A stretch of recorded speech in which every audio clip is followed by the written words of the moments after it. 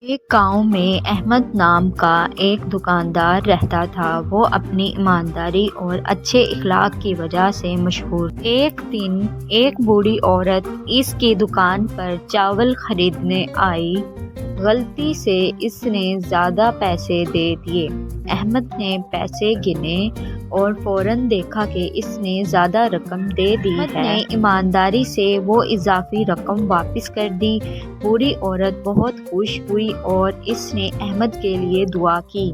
قریب کھڑے ایک آدمی نے دیکھا اور احمد کی ایمانداری سے وہ بہت متاثر ہوا۔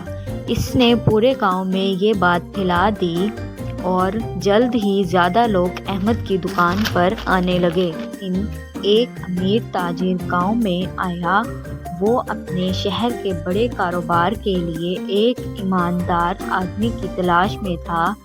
جب اس نے احمد کی ایمانداری کے بارے میں سنا تو اس نے اسے اپنے کاروبار کا نگران بنا دیا۔ یہ کہانی ہمیں سکھاتی ہے کہ ایمانداری برکت اور کامیابی لاتی ہے۔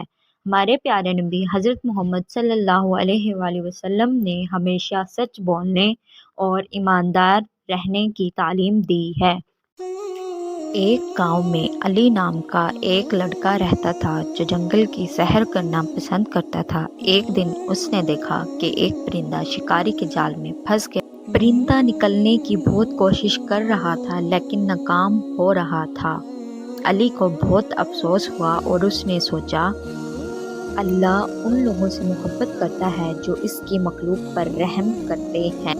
علی نے نرمی سے جال کھولا اور پرندے کو آزاد کر دیا۔ یہ پرندہ خوشی سے چہچہا کر آسمان میں اڑ گیا۔ اگلے دن جب علی جنگل میں راستہ بھٹک گیا تو وہی پرندہ اپنے ساتھیوں کے ساتھ آیا اور اسے گاؤں واپس لے گیا۔